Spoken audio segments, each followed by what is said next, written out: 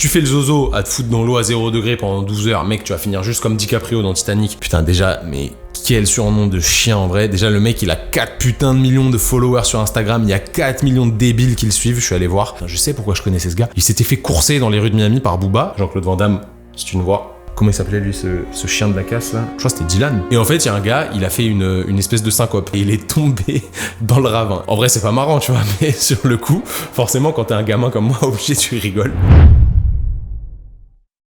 Bienvenue dans la zone 51, une zone de recherche où on expérimente la vie pour cultiver sa liberté, se forger un mental de guerrier et devenir de meilleurs humains. Je m'appelle Thomas, je suis kinésithérapeute, préparateur physique et chef d'entreprise. Et avec mon meilleur ami Simon, nous avons fondé Training Therapy en 2017. Une entreprise qui a pour objectif d'aider chaque sportif à performer à 100% de ses capacités, sans douleur. Et de révolutionner le monde de la kiné en permettant simplement à chaque professionnel de s'épanouir dans son travail, en étant rémunéré à sa juste valeur et en prodiguant des soins de la meilleure qualité qui soit. Dans ce podcast, je partage un mélange de science, d'expérience et de philosophie pour quiconque souhaite prendre sa vie en main, progresser et élargir sa zone de confort physique et mental. J'espère que vous allez bien les amis. Aujourd'hui, je suis ravi de vous accueillir pour une nouvelle masterclass. Ça va être une grosse partie aujourd'hui qui va être bien solide.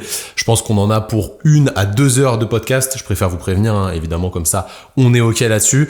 On a vraiment un sujet qui va être assez incroyable. Il a été déjà traité pas mal de fois. Je vais pas mentir, je sais qu'il y a Eric Flack qui a fait des grosses vidéos dessus, dessus, mais personne n'est rentré autant en profondeur dans le sujet que moi. Ça fait plusieurs semaines que je bosse dessus. Là, actuellement, on est le 19 octobre, c'est le jour de mon anniversaire. Vous savez que je prends de l'avance pour les podcasts, comme ça au moins je suis tranquille, je sais que ça sort de manière carrée toutes les 2 semaines le jeudi, parce que je fais plein d'autres contenus à côté, vous le savez. Et l'idée, voilà, c'est que ce soit quand même qualitatif. Ça me prend beaucoup de temps de faire ces recherches. On essaye vraiment de vous produire du contenu de qualité pour vous aider à développer, encore une fois, votre liberté et essayer de comprendre les choses que vous faites la plupart du temps à longueur de journée. Donc le sujet, il a déjà été traité, mais là, c'est vraiment une masterclass de ouf. T'as pas idée, ça va être vraiment super carré.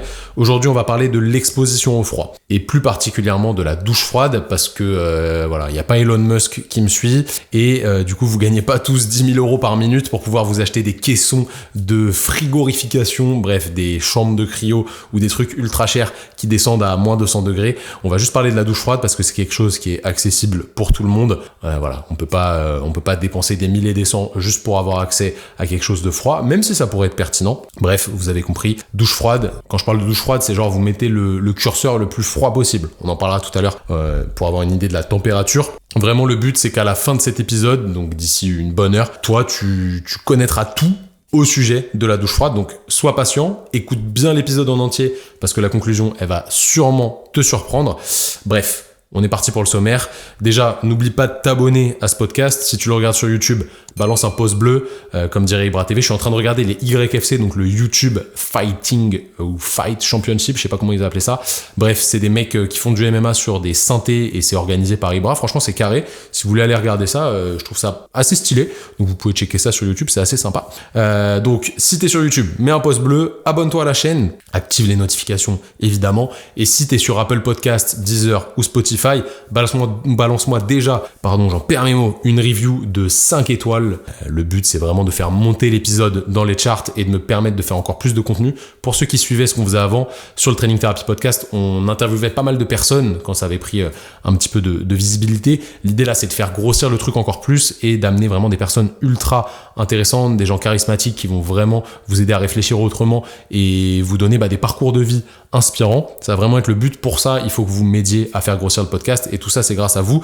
On est déjà à 2000 écoutes sur la première semaine, ce qui est vraiment génial. Pour certains, ça va paraître ridicule. 2000, ça va paraître éclaté. En vrai, pour moi, c'est très bien. Si je compare au premier lancement qu'on avait fait sur le Training Therapy Podcast à l'époque, ça n'a rien à voir. On a éclaté les chiffres. En vrai, je suis plutôt content. Ça prend toujours une certaine inertie, ce genre de podcast, à se mettre en place parce qu'on n'a pas une communauté énorme non plus. 50, 60 000 abonnés, vous me direz que c'est beaucoup pour certains. Moi, je vous dirais que c'est pas forcément si élevé que ça. 2000 écoutes sur un podcast, franchement, c'est plutôt correct. Enfin, moi, ça me va. Évidemment, j'aspire à faire encore plus pour qu'on fasse passer la bonne parole. Et aujourd'hui, on va parler de choses hyper intéressantes. Et grâce à vous, on peut monter. Et merci du coup de nous soutenir. C'est vraiment cool. Cliquez, comme disait ce bon vieux Morsay. Donc, si vous êtes encore une fois sur les plateformes de podcast, mettez-moi une petite review 5 sur 5. Ça fait toujours plaisir. Un petit commentaire sur Apple Podcast. Et sur les autres plateformes, abonnez-vous pour pas louper les épisodes qui vont sortir tous les jeudis.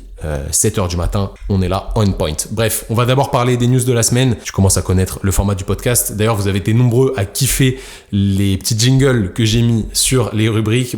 J'essaierai de vous en mettre de temps à autre des différents pour qu'il y ait toujours un petit peu de rapport, mais que ce soit toujours sympa et marrant, parce que je pense que vous avez un petit peu les mêmes références à la culture des années 90 comme moi. Donc news de la semaine pour commencer. Ensuite, je vous expliquerai la naissance du phénomène des douches froides, puis on analysera ensemble l'intérêt scientifique de tout ça, parce que ça va quand même être le but concret de ce podcast. Dans le laboratoire de Dexter, vous vous rappelez Dexter avec Didi, je vous ai mis ça en jingle, c'était assez sympa. Puis à la fin, je vous proposerai le défi de la semaine avant de conclure sur cet épisode. Et le défi de la semaine, vous avez été pas mal à le faire, le fait de prendre des douches froides, on va en reparler après. C'est bien, je suis content que vous mettiez ce genre de petites habitudes en place parce que ça va changer pas mal de choses. Bon bref, c'est parti pour les news de la semaine.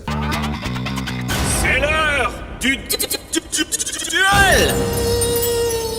Aujourd'hui, on va commencer par parler sport. Vous savez que je fais du crossfit à mon humble niveau. Évidemment, c'est un sport que j'apprécie beaucoup en ce moment. On change régulièrement, entre guillemets, de sport. Vous savez, moi, je viens des sports de combat. Du coup, ça m'a amené à la préparation physique, qui m'a amené à la muscu, qui m'a amené au crossfit après. Et en ce moment, voilà, j'essaye de creuser un petit peu le crossfit et tout ce que ça englobe. Et c'est quelque chose que j'aime beaucoup. On a accompagné notre amie et collègue Anne-Laure au CrossFit Games cet été. Et aujourd'hui, on va parler des CrossFit Games. On l'a appris il y a quelques jours. Les CrossFit Games sont déplacés au Texas, à Fort Worth exactement, et ils ne sont plus à Madison, dans le Wisconsin. C'était l'endroit emblématique entre guillemets des Games. Avant, ça avait lieu dans un ranch, mais bon, la plupart du temps, ça avait lieu quand même à Madison. En fait, ça change les CrossFit Games. CrossFit, qui est une marque, on en reparlera après, va attribuer une compétition à chaque catégorie. Donc les teens, ils auront leur propre compétition, les masters, ils auront leur propre compétition, les élites, ils auront leur propre compétition. Donc les élites, c'est les personnes entre 18 et 35 ans, et les adaptives, donc catégorie handisport pour ceux qui connaissent pas, ils auront leur propre compétition. Si on rentre un petit peu dans le détail, ils ont annoncé que les masters et les teens, ils auront le schéma de qualification classique, open, quart, demi, puis CrossFit Games, évidemment, comme les élites. Pour les adaptives, il y aura plus d'open, ni de quart, ni de demi, donc ils sortent les adaptifs du mode de fonctionnement actuel CrossFit. On suppose du coup que pour les adaptifs, ce sera un mode de qualification classique, comme pour une compète classique, hein. Quand nous on se qualifie à des compètes, vous faites un ou plusieurs WOD, vous êtes jugé en vidéo la plupart du temps, et après vous pouvez avoir accès à la compétition pas en fonction du rang que vous avez atteint. Lisons exactement ce qu'ont dit les porte-paroles de CrossFit. Évidemment, je vous les traduis en français parce que je sais que certains d'entre vous don't speak English very well. You like when I speak English in Instagram story. Maybe I will continue if it makes you laugh. Pour ceux qui auront compris mon anglais. Bref, allez, c'est parti. Aujourd'hui, CrossFit est ravi d'annoncer 3 nouveaux partenariats qui contribueront à développer la compétition des championnats des CrossFit Games et à créer de nouvelles opportunités pour mettre en lumière les athlètes de toutes les divisions. Les Wheelwood Games accueilleront les championnats adaptifs pour la saison 2024 des CrossFit Games. Donc les Wheelwood Games, je pense que ça vient de wheelchair, donc chaise roulante, à mon avis. Pas avoir fait Saint-Cyr pour capter ça.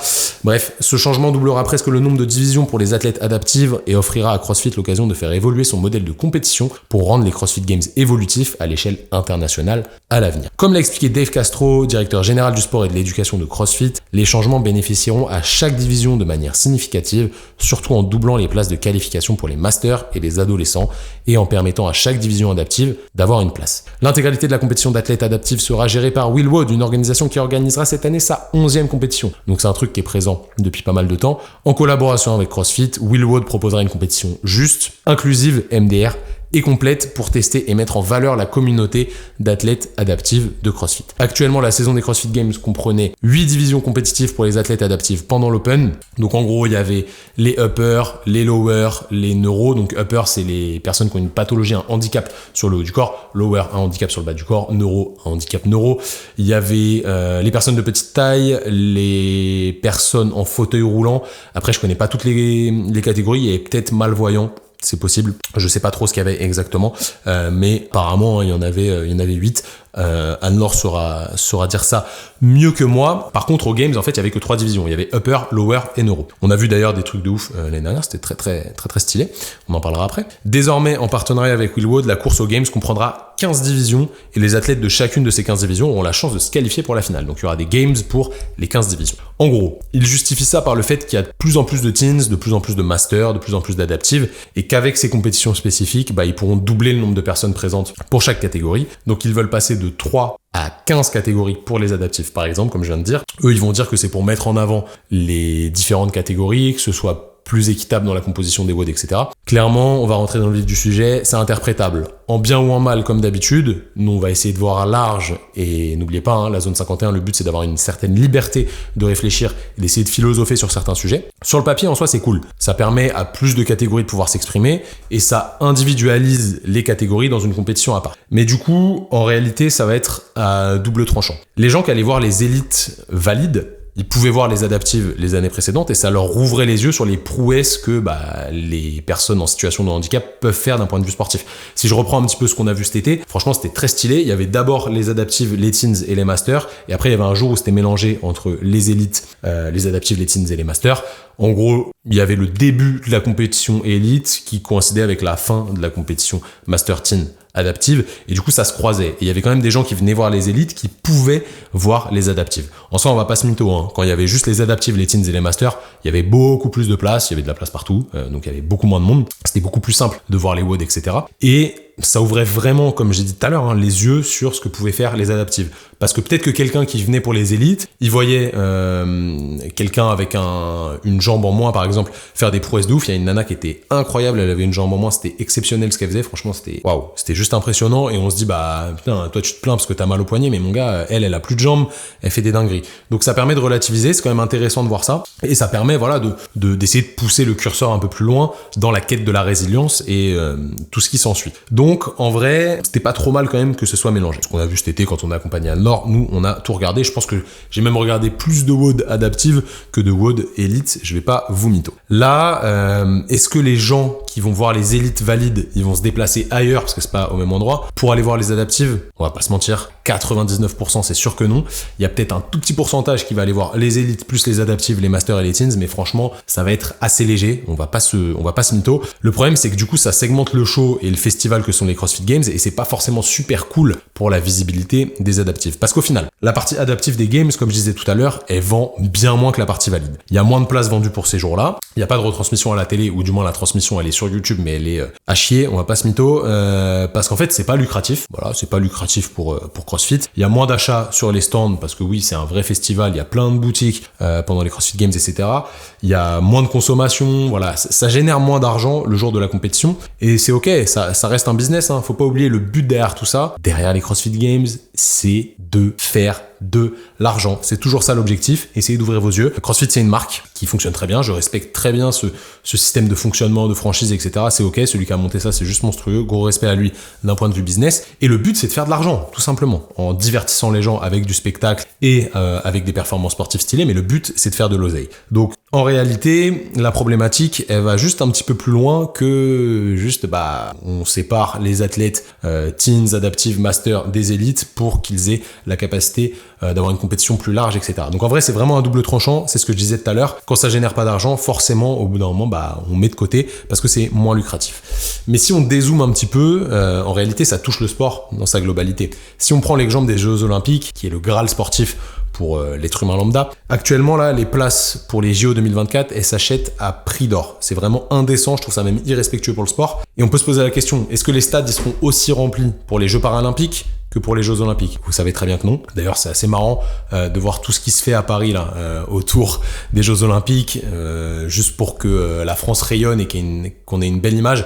Quand vous venez de la banlieue comme moi et que vous connaissez le vrai Paris, vous voyez qu'en fait tout ce qu'on essaye d'enjoliver pour que ça paraisse beau à l'image et que ça paraisse beau pour les autres pays, c'est pas la réalité. Donc ils s'activent de ouf avant les JO, mais en vrai tout à fait discutable. Clairement, les jeux handisport et le handisport de manière générale, c'est en manque de moyens, en manque d'équipement, en manque de visibilité, on va y revenir après, en manque de reconnaissance, et ça peine forcément à se faire de la place dans les plus grands événements sportifs. Si on regarde un petit peu les stats, aux derniers Jeux olympiques et paralympiques, il y a eu 100 heures de direct sur France TV pour les Jeux paralympiques, contre 700 heures pour les Jeux Olympiques. À l'époque d'Atlanta, il n'y avait même pas de médiatisation. On a débuté la médiatisation en France, du moins, avec les Jeux de Rio, où on a commencé à retransmettre les compétitions en sport. Donc en vrai, ça reste quand même ultra récent. Les Jeux de Rio, c'était il y a très peu de temps. Et c'est bien, il faut de la visibilité, c'est bien qu'on avance là-dessus, il n'y a aucun problème. Aujourd'hui, vous pouvez même suivre les Jeux paralympiques d'hiver, avant ça se faisait pas. Il y a encore du progrès à faire en termes d'heures et de nombre d'audience, mais faut aussi être capable d'avoir du public et faire l'éclairage en fait sur les athlètes paralympiques, ça permet d'avoir plus de spectateurs au final.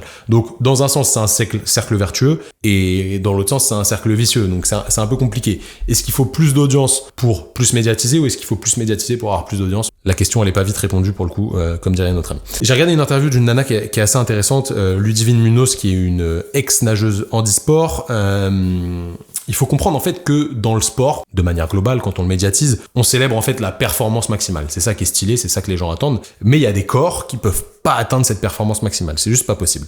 Elle dit que la performance maximale, elle existe aussi avec la différence physique. Imaginez que demain, dans votre quotidien, il vous arrive un accident et que vous vous retrouvez avec un handicap permanent ou temporaire. Le handisport vous montre aussi que ça n'empêche pas de vivre, de faire du sport et surtout, cela n'empêche pas d'être encore doué et de faire de la performance. Et elle a raison. Comme pour toute personne valide ou avec un handicap, le sport, ça vous permet de vous dépasser et de changer la façon dont vous abordez les choses dans la vie. Donc, ça amène de la résilience, comme je disais tout à l'heure, etc. Mais clairement, un athlète handisport, on va mettre de côté Oscar Pistorius, le criminel, il courra jamais aussi vite qu'Usain Bolt, c'est juste pas possible. Sur le papier, c'est pas possible, faut pas se mentir. Du coup, peut-être que les téléspectateurs, ça va leur paraître moins stylé, mais déjà, ils se rendent pas compte que courir le 100 mètres en 10 secondes 30, c'est monstrueux, alors avec les temps de Bolt, c'est juste incroyable. Et du coup, au niveau audience, en fait, et médiatisation, faut pas faire de langue de bois, c'est pas prêt de changer radicalement, malheureusement. D'un point de vue général, c'est pas encore assez médiatisé, on va pas se mentir. Il reste beaucoup de projets et de progrès à accomplir, notamment dans la façon dont sont présentés les athlètes. En fait, ils sont toujours étiquetés comme des handicapés. On va pas se mentir. Je dis, regarde, là, je regarde du sport pour les handicapés. Avant même d'être considérés comme des sportifs de haut niveau, pour autant, c'est des sportifs de haut niveau. Ils s'entraînent dur, ils s'entraînent beaucoup. Et en fait, si on règle pas le problème de l'accès au sport, en fait, indirectement, on va pas régler le problème de la visibilité et du coup, de l'acceptation et de l'intérêt qu'on porte à ce sport. Certes, ça peut être moins important d'un point de vue performance pure et dure, charge soulevée, temps au chronomètre, etc. Par contre, si on recontextualise, c'est juste monstrueux. En vrai, je vous garantis, quand vous voyez les gens en games, vous dites, putain, mais c'est un truc de ouf ce qu'ils sont capables de faire avec des adaptations comme ça. Quand vous voyez Anne-Laure faire des muscle-up, vous dites, oh putain, moi j'arrive pas à faire des muscle-up, je suis vraiment un mongolien, quoi. Comment c'est possible? Du coup, ça vous rebooste, ça vous donne envie de vous entraîner, ça vous donne énormément de respect pour la personne qui a un handicap et qui fait ce sport, qui pratique des choses qui sont vraiment impressionnantes. Regardez juste l'exemple d'Anne-Laure, je vais toujours la prendre en exemple, mais franchement, elle est très impressionnante dans ce qu'elle fait et ça motive plein de monde. C'est super intéressant, souvent on voit en compète, les gens ils viennent la voir, ils lui disent mes filles elles sont fans de toi, etc. C'est bien, ça motive des gens et ça c'est cool. Ça rend potentiellement les choses abordables, ça rend l'histoire un petit peu plus stylée. Tu te dis, c'est un peu comme un film, hein. Tu te dis, il part avec un déficit, c'est dur, etc. Et au final, le héros arrive à faire un truc de ouf. Là, c'est exactement pareil. Donc, je pense qu'il y a intérêt quand même à médiatiser ça, ou du moins à en ressortir des bonnes valeurs, qui est quand même assez important. Donc, faudrait médiatiser davantage, mais il faudrait aussi faciliter, en fait, l'accessibilité dans les salles de sport, parce que le problème, il est là, à la base. Les gens, même les coachs, ils ont parfois des appréhensions de ouf lorsqu'il s'agit de s'entraîner ou d'entraîner une personne qui est en situation de handicap. On a peur de les intégrer, on a peur que ce soit compliqué en termes d'organisation, alors qu'en vrai, c'est pas si compliqué que ça. C'est simplement, je pense, une méconnaissance, parce que dans la réalité, les choses, elles sont plutôt simples, pour de vrai. Il y a de très bons coachs de CrossFit, on va parler plutôt CrossFit, pour les adaptives, d'ailleurs, dédicace à Nico qui programme Anne-Laure. Et du coup, en fait, il y a vraiment une question qui est latente autour de ça, et ça va être la question de la semaine. Je vais te la poser tout de suite. Tu pourras d'ailleurs y répondre sous le post associé sur le compte @ThomasBNY, c'est le compte en lien avec le podcast Zone 51. La question, ça va être: CrossFit se fout-il de notre gueule et de celle des athlètes handisport? Donc si je résume tout ce que je viens de dire, si je devais faire la une d'un journal style Closer, je sais pas si vous vous rappelez de Closer, entrevue, etc. C'était des magazines de chiens là, quand on allait prendre des bonbons à la librairie comme des saltimbanques quand on était en 3e. On voyait ces magazines, ils étaient un peu sulfureux et tout. J'en ai jamais acheté, j'ai jamais lu, mais je pense qu'il y a beaucoup de merde dedans. En vrai, je sais même pas si ça existe encore. En gros, si j'étais directeur de ce magazine-là et que je voulais faire une vis-à-vis de cette question, je dirais, c'est le scandale de la semaine. CrossFit vient d'annoncer que les adaptives, dont les athlètes handisport, seront séparés des autres athlètes lors des CrossFit Games. La raison officielle, donner plus de visibilité aux adaptives. Selon vous, est-ce que c'est la plus grosse fumisterie de l'histoire ou cela peut-il réellement avoir un impact positif sur la médiatisation des athlètes handisport? Je vous laisse libre de vos réponses, encore une fois sous le post en rapport qui sera sur le compte du podcast @ThomasBNY. Et d'ailleurs, en rapport avec ce post, je vais du coup vous lire vos réponses à la question de la semaine dernière, question de 2 semaines plutôt, à savoir, est-ce que le combat de Booba contre les influenceurs est un noble combat? C'est parti. Alors, j'ai sorti mon téléphone, avec le feed derrière, vous le voyez. Première réponse, c'est la mienne. J'ai répondu à ma propre question. Évidemment que oui, malheureusement, quand le système est gangréné, il faut parler haut et fort pour que la vérité sorte. Malheureusement, Internet démultiplie les choses et déchaîne les passions plus facilement. Donc ça peut parfois aller trop loin. Mais le combat de fond se doit d'être mené et d'être mis en avant. Voilà, je vais pas répondre à ma propre réponse, mais vous avez compris ce que j'en pensais. Je vais garder la réponse de Zoubir, on va reparler de Zoubir à la fin. Je la garde pour la fin parce que c'est la plus pertinente pour moi. Réponse de Guy-DLH, le combat est noble bien évidemment. La méthode un peu moins, le fait d'aller jusqu'au harcèlement qui est répréhensible devant la loi, discrédite le problème soulevé. Booba a le mérite de se lever et combattre ses influx voleurs. Lancer une vague de harcèlement n'était à mon sens pas nécessaire, voire totalement malsain. Ce à quoi j'ai répondu: après malheureusement tout va vite sur internet et il n'a jamais demandé aux personnes de harceler. Lui, il joue son rôle de troll, comme je l'ai expliqué la dernière fois, mais ceux qui suivent le mouvement et le recopient le font mal. Mais merci pour ton avis, c'est intéressant. En fait, lui, il est responsable de ses paroles, il n'est pas responsable des actes des autres. Lui, il a jamais incité au harcèlement, mais c'est parti en couille parce que les gens, en fait, c'est des poisons, c'est des virus. Il faut vraiment s'écarter de ce genre de personnes qui comprennent mal les choses et qui font mal ce que on dit. D'accord, Booba, lui, il a juste dit des choses, il a dénoncé des faits, et eux, ils ont harcelé en allant trop loin, menaces de mort, etc. Voilà, ça allait trop loin. Après, Booba aussi, il y a eu des dingueries. À partir de ce moment-là, il a retrouvé des gens qui rôdaient autour de chez lui, à Miami, armés, etc. Ça, on n'en a pas beaucoup parlé. Et du coup, il a engagé une garde rapprochée. Voilà, parce que potentiellement il y a des gens, vous savez, dans ce monde tout se monnaie, même la vie d'un humain se monnaie, donc dès que vous avez de l'argent, vous pouvez faire n'importe quoi avec, et peut-être que c'est aller trop loin dans ce sens-là aussi. Thomas très intéressant. Thomas, c'est un de mes potes qui justement sort avec une influenceuse, vraie influenceuse qui a une grosse communauté, donc son avis est quand même pertinent. Je suis évidemment pour. Trop de personnes ont profité du manque de règles dans le domaine de l'influence jusqu'à dealer des enfants. N'oubliez pas, comment il s'appelait lui, ce chien de la casse là, je crois que c'était Dylan. Bref, un délire. Je tapez Dylan enfant, vous allez voir sur Google, je vais même pas en parler, c'est une folie. Jusqu'à dealer des enfants, s'il te plaît, c'est parti trop loin. Peu importe la méthode utilisée, même si pour cela il faut en passer par le harcèlement. Jusqu'à présent, ce n'est d'ailleurs arrivé qu'à des personnes dont la culpabilité est prouvée, donc ça ne me gêne pas. Vu ce qu'ils se sont mis dans les poches, ils méritent pire, mais ce n'est que mon avis. Bel avis de Thomas, on va pas se mytho, je le partage plutôt. Quand on voit un mec comme Dylan qui s'est avéré ce qu'il a fait avec les enfants, etc. En vrai, il y a rien à dire. Lui, c'est place publique, terminé. Commentaire de Tasticouille. J'ai souvent remarqué que ces influenceurs ne connaissent finalement rien ou très peu du domaine dans lequel ils influencent. Ce sont juste des gens qui utilisent leur visibilité et leur soudaine notoriété pour placer et vendre des produits avec lesquels ils ont un partenariat, en mentant ouvertement sur la qualité de ce qu'ils proposent. Bien sûr, le combat de Booba est noble et s'il peut faire tomber des gens que la télé-réalité et la médiocrité ont mis en avant, alors la société se portera mieux. Je suis plutôt d'accord. Après, il y a certaines personnes qui sortent de télé-réalité qui sont dans le fond des bonnes personnes et qui n'ont pas fait de mal et qui profitent en fait de cette influence pour faire de l'argent dans la limite du raisonnable, qui vont pas abuser sur ce qu'elles vendent, etc. Il y en a. D'ailleurs, fait extrêmement drôle pour ceux qui se rappellent des Anges. On a tous regardé les Anges. Mais mentez pas, on a tous regardé les Anges une fois dans notre vie, du moins ma génération.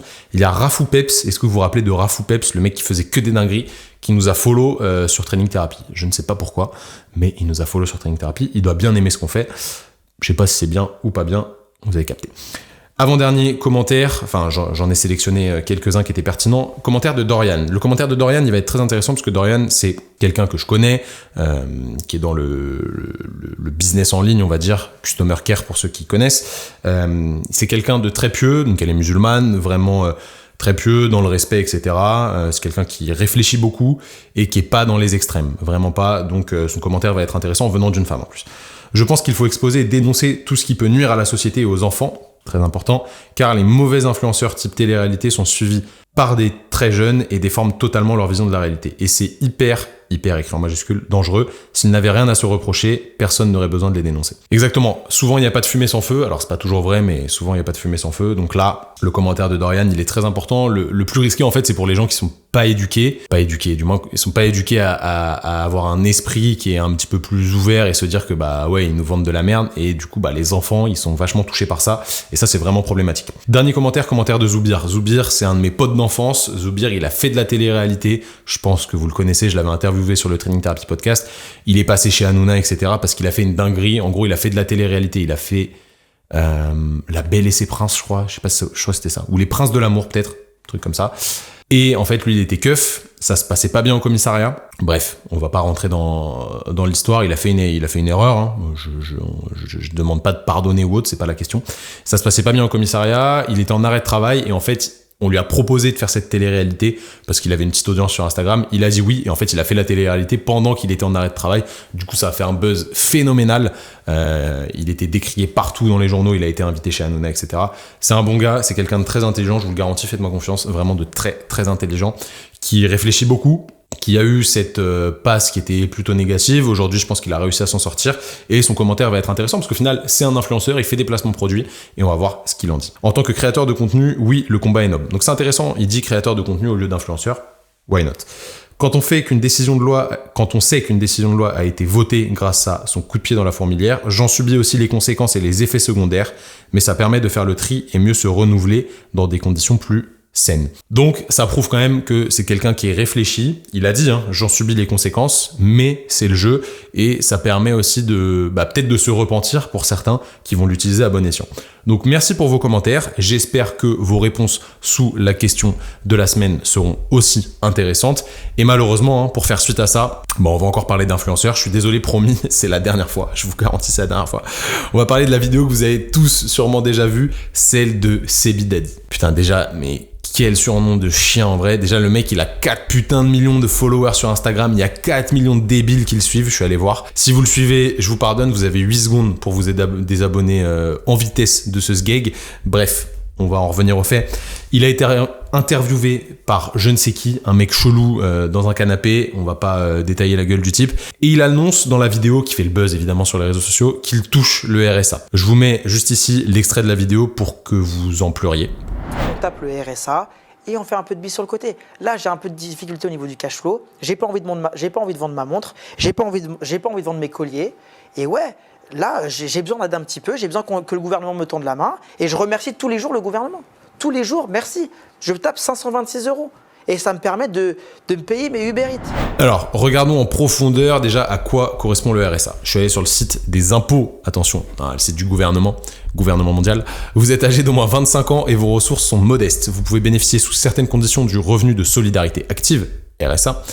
Il permet de bénéficier d'un niveau minimum de revenus et d'un programme d'accompagnement à l'insertion professionnelle. Vous pouvez demander le RSA si vous avez moins de 25 ans. Vous devez résider en France de manière stable et effective. Il n'y a pas d'âge maximum pour bénéficier du RSA. Vous ne devez pas dépasser certains montants cumulés pour vos salaires des 3 derniers mois, à savoir, une personne vivant seule ne peut espérer l'éligibilité au RSA si le montant cumulé de ses 3 derniers salaires est supérieur à 1823,25 €.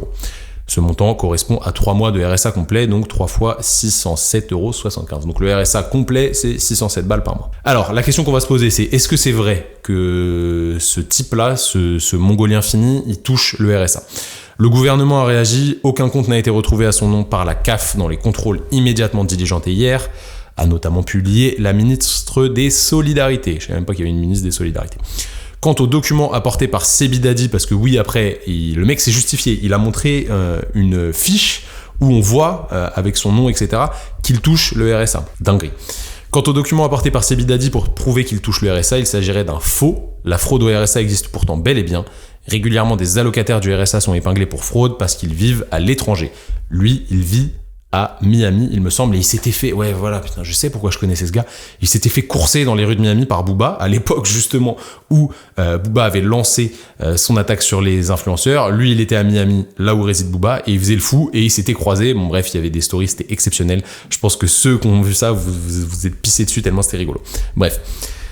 Une Toulousaine a notamment perçu le revenu de solidarité active durant 3 ans alors qu'elle vivait à Malte. Bien joué, les conditions d'obtention sont claires, il faut résider en France de manière stable et effective, je l'ai dit tout à l'heure. En réalité, ce Mongolien, il se vante de bénéficier de cette aide de l'État depuis plusieurs semaines, voire plusieurs mois. Ça a déjà fait l'objet d'une vive discussion entre lui et d'autres influenceurs, début septembre. Il disait « Je faisais 200 000 € par mois, maintenant je ne les fais plus, qu'est-ce que je fais ? J'ai besoin d'argent. » Pauvre chou. Pauvre c'est un fils de pute tout simplement. L'ancienne starlette de télé-réalité, elle aurait tout perdu à cause de l'acharnement de Booba, donc on y revient, et de son combat mené contre les influx voleurs. Ça, c'est ce qui sort d'un article. Le 19 août sur Instagram, il explique avoir acheté le cadeau d'anniversaire de sa petite amie, à savoir des chaussures Fendi, avec le versement de son RSA. Voilà. Quoi dire de plus? Bah, je sais pas trop, hein. Est-ce que le papier qu'il a sorti est faux? Est-ce que le papier qu'il a sorti est vrai? Si on regarde un petit peu les détails là-dessus, j'ai essayé de faire quelques recherches, mais est-ce que c'est sérieux? J'en sais trop rien. Le document aurait été falsifié d'après les vérifications de la CAF. Un signalement au parquet a été fait pour faux et usage de faux. Bon. L'affaire risque de ne pas trouver de suite judiciaire, on le sait très bien, parce qu'il n'y a aucune fraude qui a été prouvée, mais si c'est juste un flagrant délit de mensonge, il va rien se passer, le mec il va être tranquille. Le problème c'est qu'en fait ça peut créer un délit d'incitation à la fraude sociale, on va pas se mentir. C'est vraiment problématique. Donc en fait, soit on est face à une vraie dérive, et en vrai ça me choque même plus en réalité, hein. Soit on est face à une énième tentative de buzz et d'envie d'attirer de la lumière vers soi. Et si c'est le cas, bah, preuve en est qu'il a bien réussi. Je suis en train de parler de lui d'aujourd'hui. Voilà.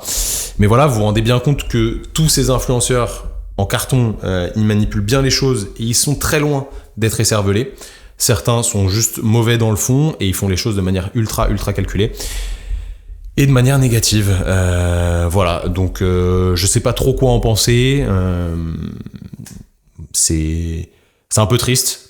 Si c'est vrai, c'est très triste, parce que ça montre qu'on peut faire n'importe quoi avec l'argent de nos impôts. Si c'est faux, bah c'est tout aussi triste et ça lui amène de la lumière. Et vraiment, désabonnez-vous de ce type de personnes, hein. C'est très mauvais. C'est des gens qui ne veulent absolument pas du bien. Mais encore une fois, bah, le combat de Booba, là, il peut que être justifié. Quand on voit ça, franchement, là, on peut que aller dans ce sens-là. Bref, dernière fois que je parle des influenceurs, c'est promis. Je vous le garantis. Allez, c'est parti pour la dissertation de la semaine. Ce n'est pas la peur qui le tient. Seulement un sens plus aigu des choses.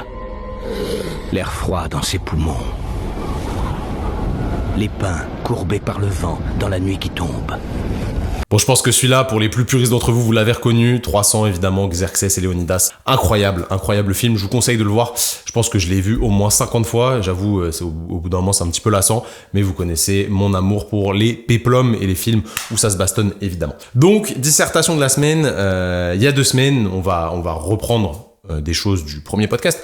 Il y a 2 semaines, je vous ai proposé de prendre des douches froides. C'était le défi que je vous ai lancé. D'ailleurs, si vous n'avez pas écouté ce podcast, allez l'écouter. C'est l'épisode numéro 1, c'est important. Ça se suit. Les épisodes se suivent et se complètent. Donc, pourquoi on va parler douches froides et pourquoi je vous ai demandé de prendre des douches froides? C'était pour que vous expérimentiez la chose. Parce que parler, c'est bien, mais faire, c'est mieux. Vous avez compris, dans la zone 51, on essaye de lier la théorie à la pratique. C'est ça qui est important. Et aujourd'hui, du coup, on va parler douches froides. On va recontextualiser un petit peu les choses. Clairement, les douches froides, actuellement, bah, c'est la mode, hein, c'est la mode depuis plusieurs années. Je pense que ça fait au moins 5-6 ans que c'est devenu stylé de prendre des douches froides. Tout le monde dit qu'il prend des douches froides, etc. Si on prend un exemple, par exemple, il y a Eric Flag, que je pense vous connaissez pour certains d'entre vous, qui a sorti 2 énormes vidéos là-dessus. Il y en a une, c'est même plus que des douches froides, c'est de l'exposition au froid extrême. C'est intéressant, moi j'adore ce genre de vidéo, j'aime bien ce que fait Eric, c'est très stylé. Et voilà, ça a vraiment aidé à démocratiser le truc, même si c'est pas que grâce à Eric, mais c'est pour vous montrer un petit peu l'ampleur que ça a pris. Il y a plein de youtubeurs, plein de créateurs de contenu qui se sont mis à prendre des douches froides et à parler de l'exposition au froid, parce que c'est stylé à voir, c'est challengeant, etc. Mais nous, on va rentrer dans le détail d'aujourd'hui. Pourquoi les douches froides? À quoi ça sert? Personnellement, moi, ça fait 5 ans que je prends des douches froides tous les matins. Un jour, je me suis décidé, je sais pas pourquoi, franchement, je pourrais pas te dire pourquoi c'est venu dans ma tête comme ça. Et depuis, j'ai plus jamais arrêté. Pour de vrai, je me suis jamais échappé. Il y a pas un jour où je devais le faire, où j'ai dit, bah, je le fais pas. Franchement, sur ces 5 ans, je me suis jamais échappé et j'en suis plutôt fier. On en reparlera après, même si c'est pas non plus un truc de ouf, on va pas se mentir.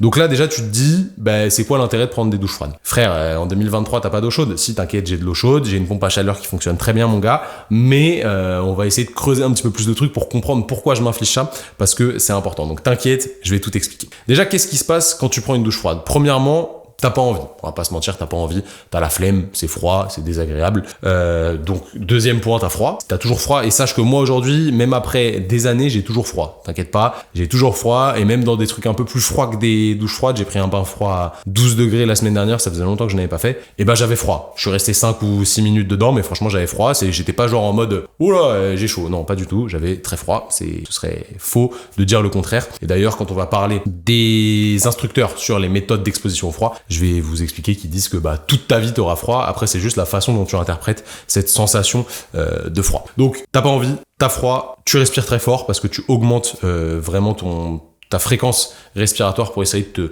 réchauffer. Du moins, on va voir ce que tu essayes de réchauffer en détail.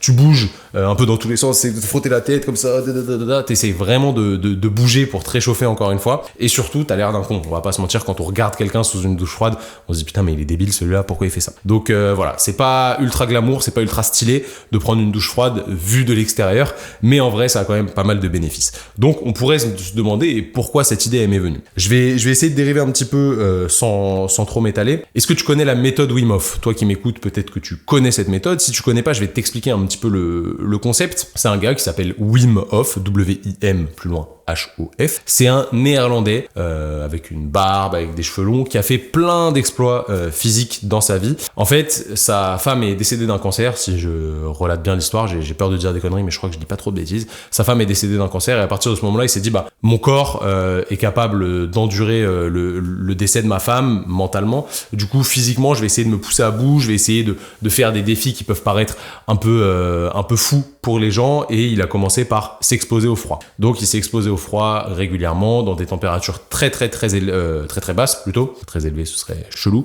Très basses. Et il a fait ça, il a battu des records, il a fait des dingueries, je suis pas sûr qu'il soit arrivé au bout de l'Everest, mais il a fait une partie de l'Everest en tongs, si je dis pas de bêtises. Bon, il est peut-être un peu con, mais voilà, il est un peu risqué pour sa vie, mais il a fait une partie de l'Everest en tongs. Il a fait des choses qui étaient complètement opposées, à savoir de l'exposition au chaud, vraiment très importante. Il me semble qu'il a fait un marathon dans le désert sans s'hydrater. Et en fait, son but, lui, c'est de prouver que le corps peut s'adapter en essayant d'aller puiser dans son énergie propre. C'est la manière dont il voit, et surtout dans son énergie mentale. En réalité, le corps peut s'adapter et tolérer des choses un peu complexes. Donc, il a créé une méthode qui s'appelle la méthode Wim Hof, qui repose sur 3 piliers. L'exposition au froid, le travail de respiration et la cohésion d'un groupe. C'est comme ça qu'ils expliquent ça. J'ai suivi une semaine de formation à cette méthode. C'est pour ça que j'ose vous en parler. En réalité, l'exposition au froid de la méthode Wim Hof, c'est pas ultra complexe. C'est abordable pour tout le monde. Mais après, en fonction des niveaux de chaque personne, du temps que vous avez pris à vous exposer au froid pendant plusieurs années, plusieurs mois, vous pouvez aller chercher des températures de plus en plus importantes. Mais du jour au lendemain, vous pouvez pas faire comme eux et plonger dans une cascade d'eau glacée, casser la glace et aller dedans. En soi, vous pouvez le faire, mais ça va être très difficile, le choc va être vraiment très compliqué, donc il y a une acclimatation qui peut se faire.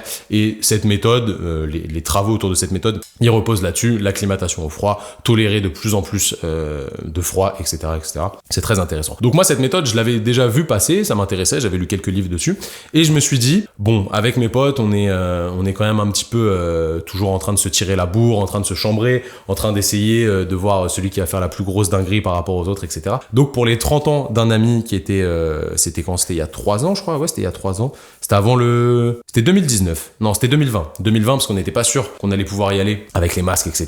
2020 ou 2019, je sais plus si je dis des bêtises, bref, on s'en fout.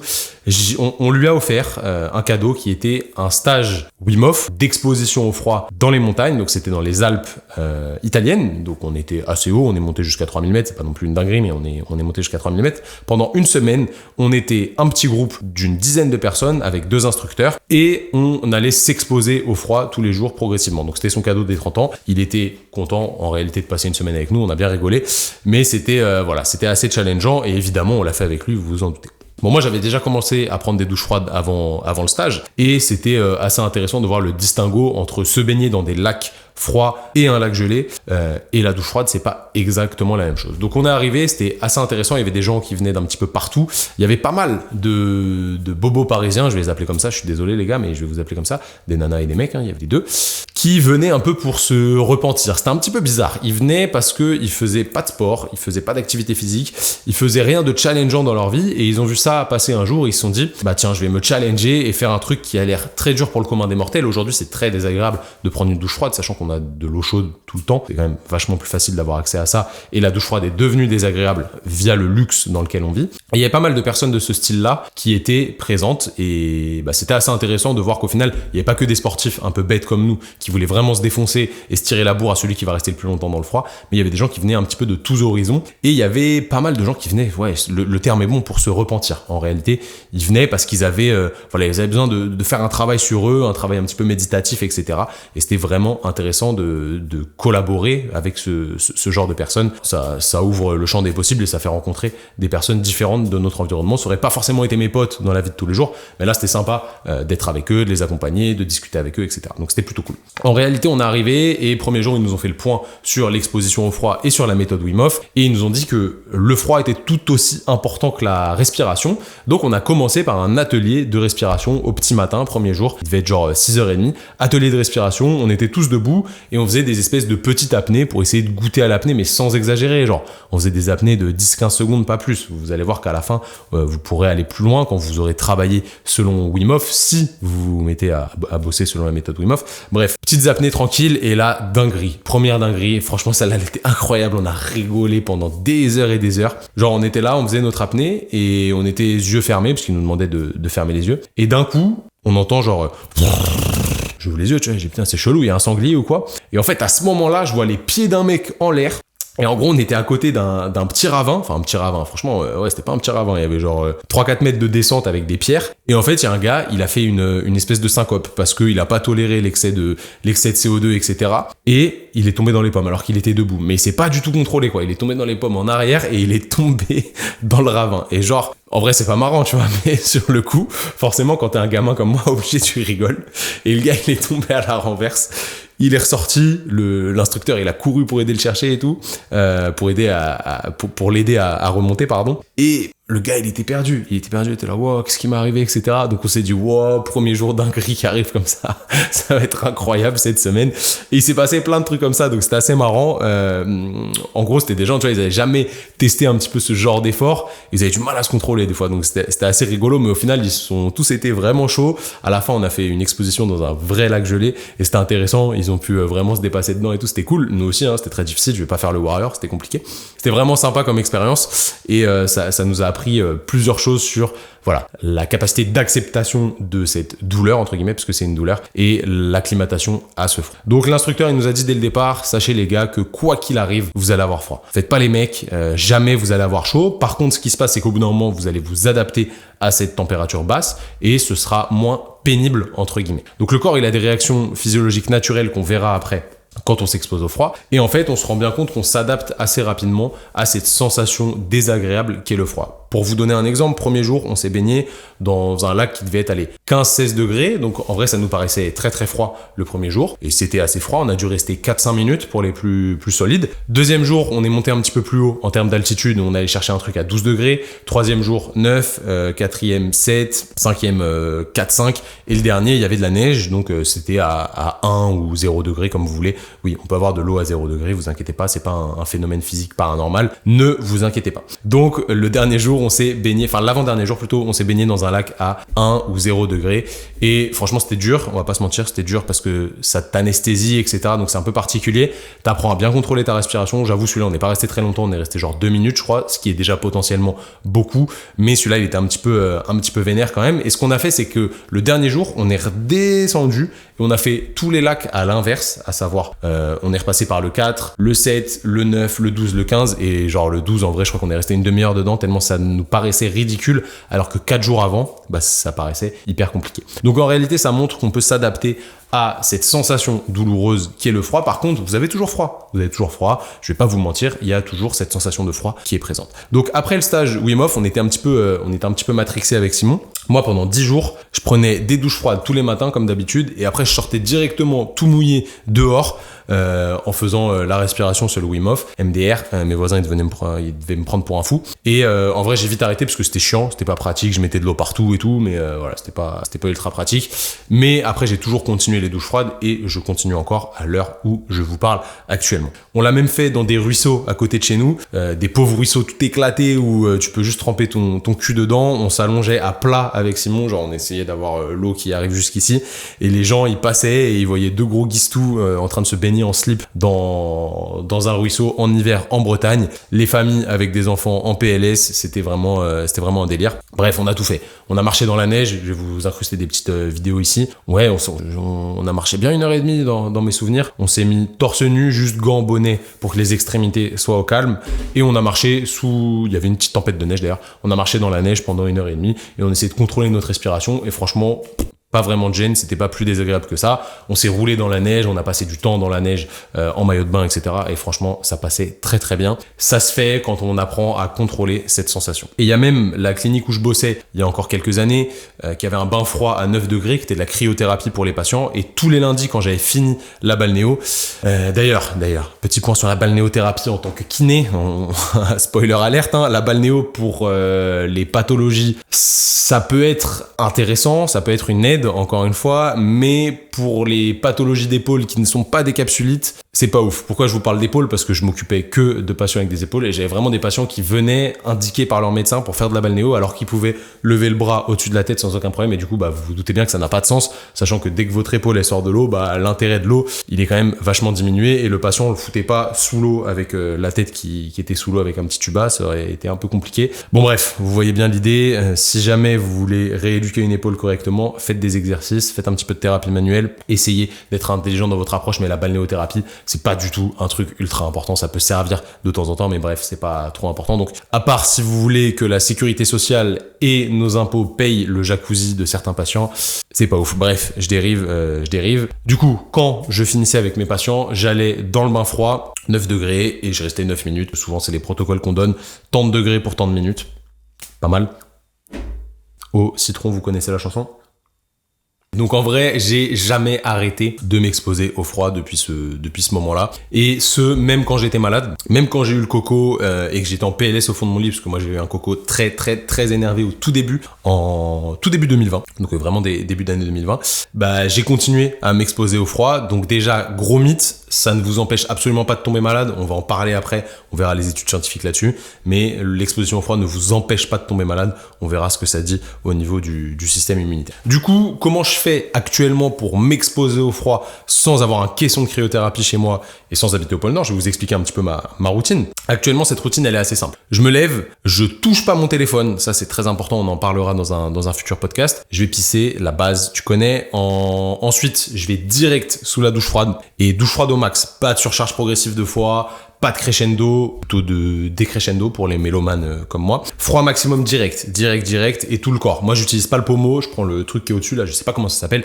Boum, direct, tout sur la gueule. Y a aucun souci là-dessus. Et je me dis, mec, poker face, ça bouge pas, visage fermé. Je veux pas que quelqu'un puisse voir que tu souffres. Et ça, c'est vraiment quelque chose d'important pour moi. Aucun signe de souffrance. Je contrôle ma respiration. Bon, des fois, je suis un peu fragile, il fait vraiment froid et je fais ça un petit peu comme un chien. En vrai, c'est très très rare, mais ça arrive. Donc clairement, je vais pas te mentir, ça pique toujours, mais j'essaye de contrôler la façon dont ce froid influe sur mon comportement. Et ça pique toujours autant que les premières années, il y a 5 ans quand j'ai commencé ça. Mais au bout de 20 secondes, je le sais maintenant, ça se calme clairement. La sensation de froid, elle est beaucoup plus basse. Donc je suis moins gêné, j'ai moins de peur à m'exposer au fur et à mesure. Donc en vrai, je vais pas chronométrer le temps que je reste dessous. Franchement, ça, je m'en fous, c'est pas le but. Je suis pas en train de faire un concours avec moi-même. Je sais pas, je dois rester peut-être 1 minute. En vrai, sous l'eau froide, ça suffit largement. Et je sors. Je me sèche, je vais plus dehors dans le froid. Je mange, je me sape. Enfin, je me suis sapé déjà avant, mais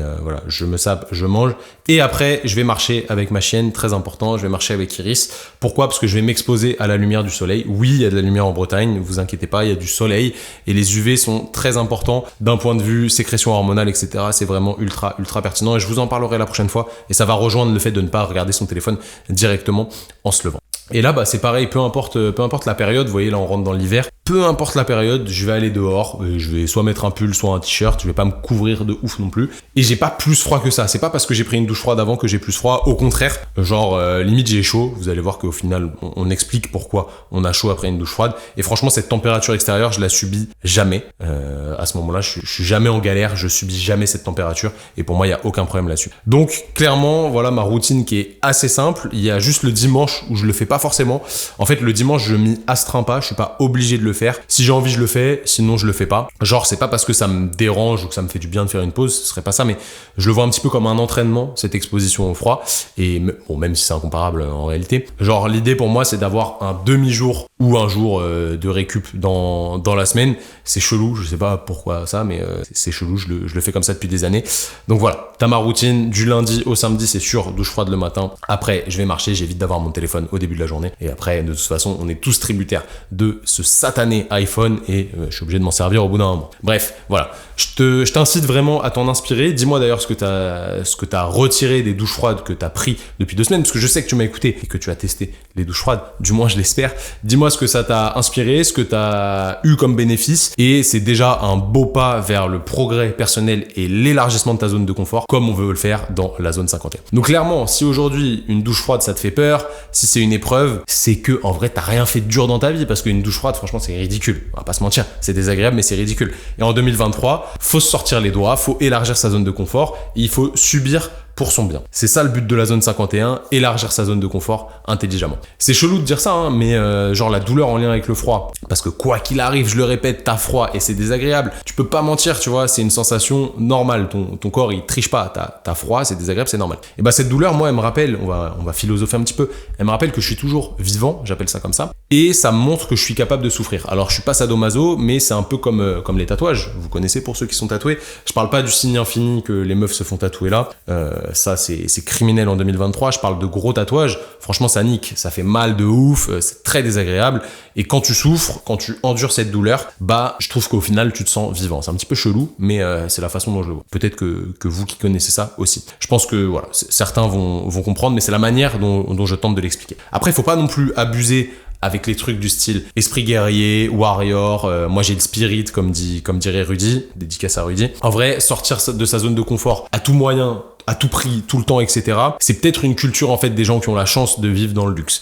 Un gars sans argent, sans eau chaude, crois-moi qu'il serait content de prendre une douche chaude plutôt qu'une douche froide, et ce serait normal en réalité. Donc tu vois, au final, j'aime bien voir les choses sous un prisme plus large, ne pas être buté dans ma direction. Peut-être que c'est ridicule de se faire souffrir avec ce genre de choses comme des douches froides. Bon, en vrai, c'est pas non plus un truc de ouf. Encore une fois, si ça c'est la dinguerie de ta journée, voilà, il serait temps d'élever peut-être un petit peu le niveau. C'est peut-être un truc de riche, c'est peut-être un truc d'occidentaux que de se faire souffrir entre guillemets avec ça. J'aimerais bien avoir ton avis là-dessus. N'hésite pas à me dire en message, tu m'envoies un petit message sur Instagram et tu me dis pourquoi tu penses ça ou ça de l'exposition au froid. Donc clairement, tu dois peut-être te demander quels sont les bénéfices maintenant factuels et scientifiques liés à la prise de douche froide. Alors, on peut naturellement se poser cette question, je suis totalement d'accord avec toi, parce que je suis sûr qu'on t'a vendu plein de bienfaits qui sont, je te l'annonce, hein, la plupart du temps ultra surcotés. Donc, on va analyser ce que dit la science à ce sujet dans le laboratoire de Dexter aujourd'hui. C'est parti.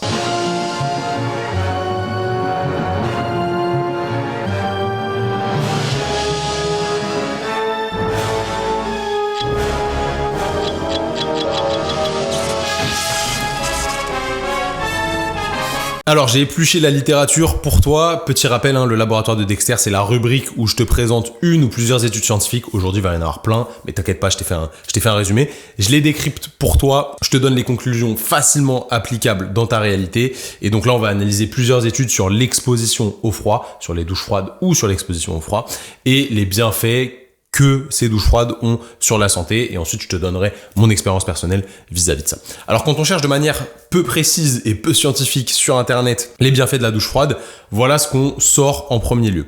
La douche froide est pratiquée depuis des millénaires dans diverses cultures et est devenue populaire dans les milieux de la santé et du bien-être ces dernières années.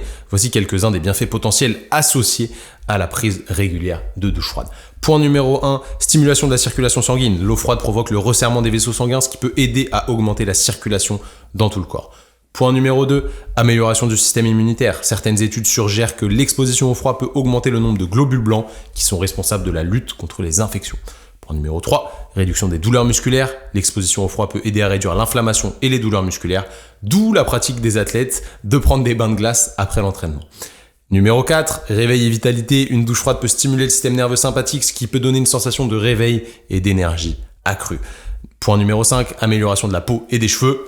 L'eau froide peut aider à resserrer les pores de la peau et les cuticules des cheveux, ça fait longtemps que j'avais pas entendu ce mot, les rendant moins susceptibles de se salir ou de s'obstruer. Elle peut également donner aux cheveux un aspect plus brillant.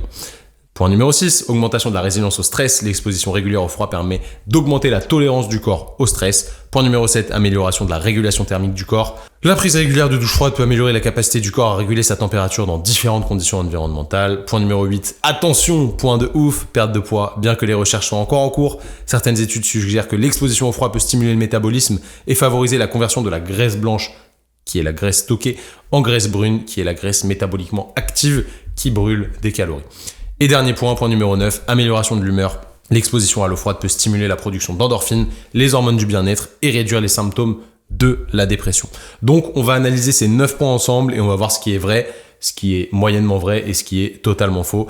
Premier point, on va parler de la circulation sanguine, même si d'un point de vue physiologique, théorique, ok, ça paraît logique. Clairement, ça paraît logique. On va aller checker ce que disent les études scientifiques.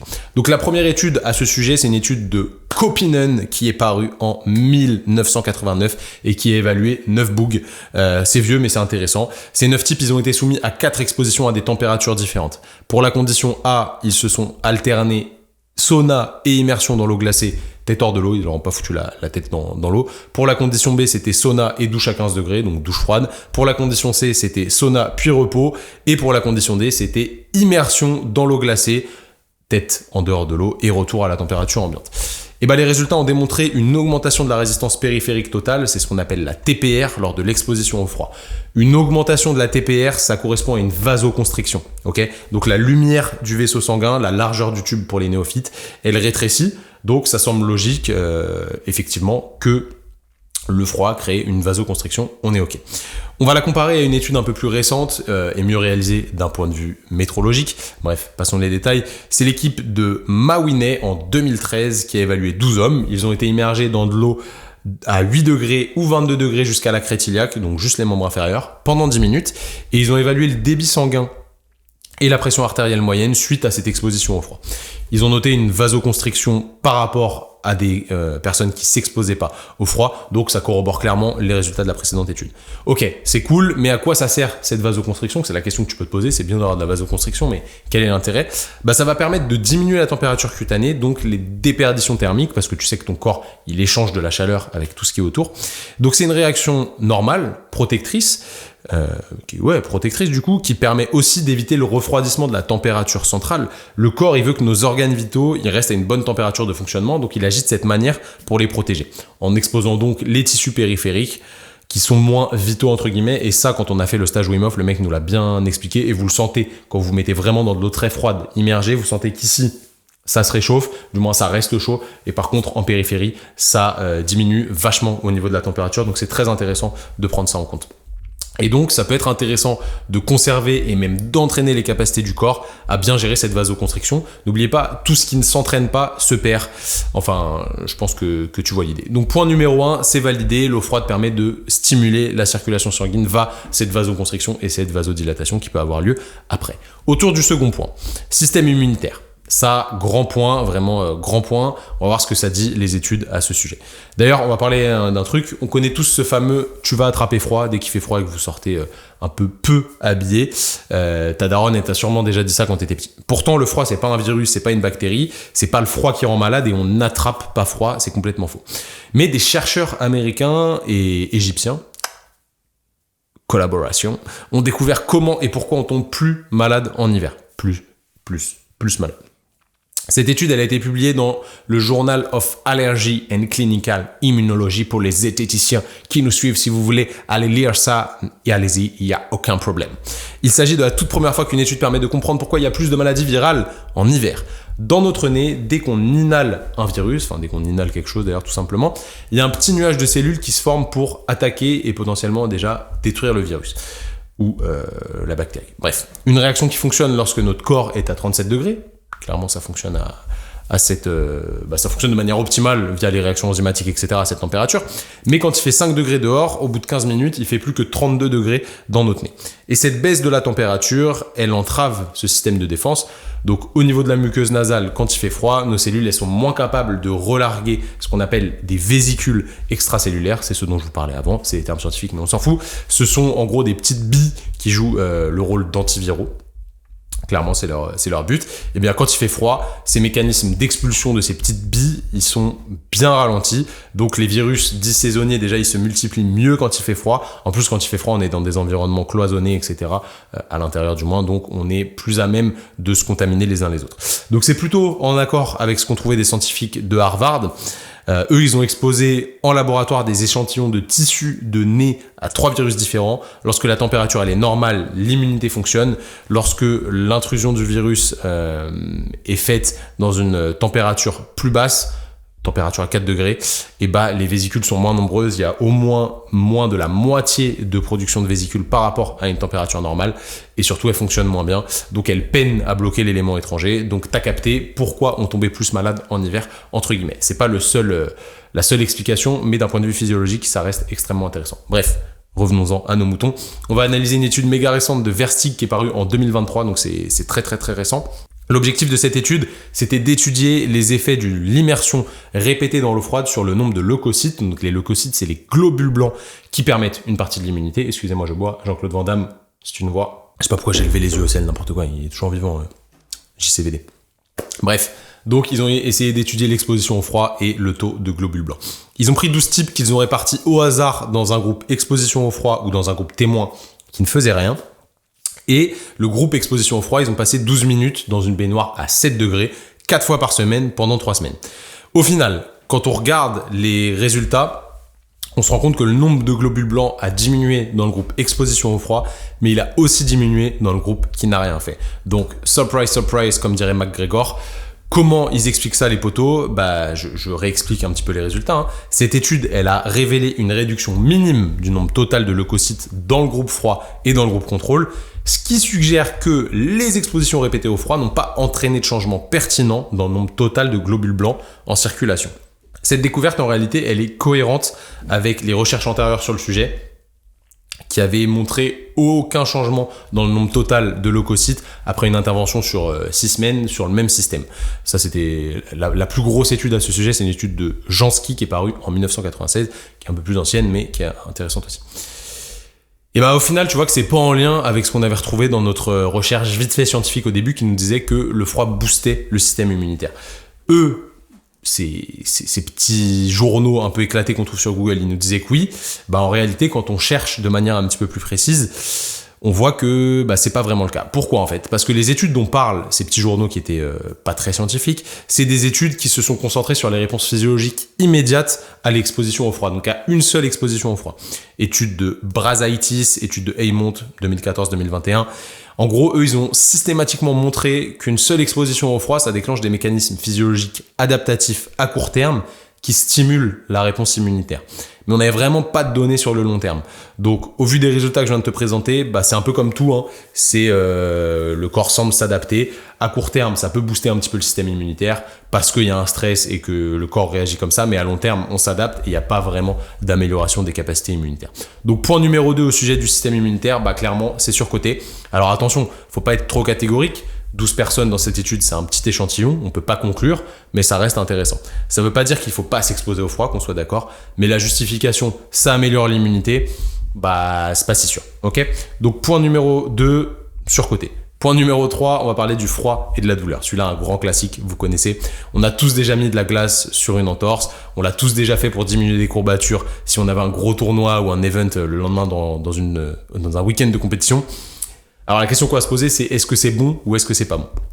Pour te répondre, je vais te citer une étude de Wang, qui est une grosse revue de littérature, donc le plus haut niveau de preuve, qui est parue en 2022.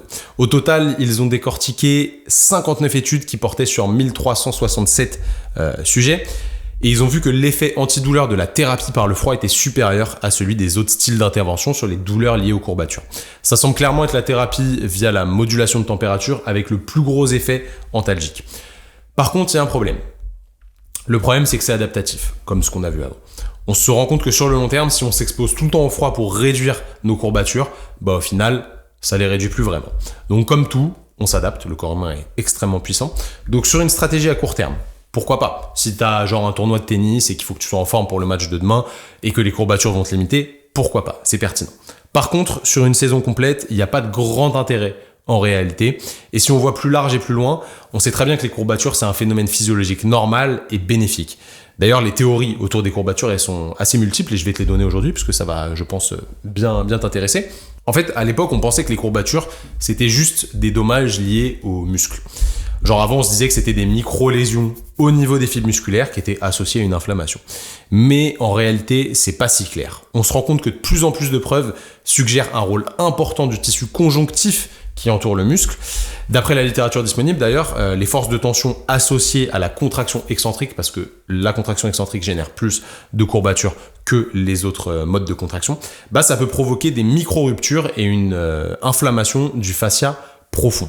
Comme la recherche expérimentale démontre clairement que les fascias ils sont plus sensibles à la douleur que les muscles suite à une irritation chimique, thermique, électrique ou mécanique, et bah l'équipe de Wilk en 2021 a expliqué que la raideur associée aux courbatures elle serait plus liée au fascia en réalité qu'aux muscles à proprement parler.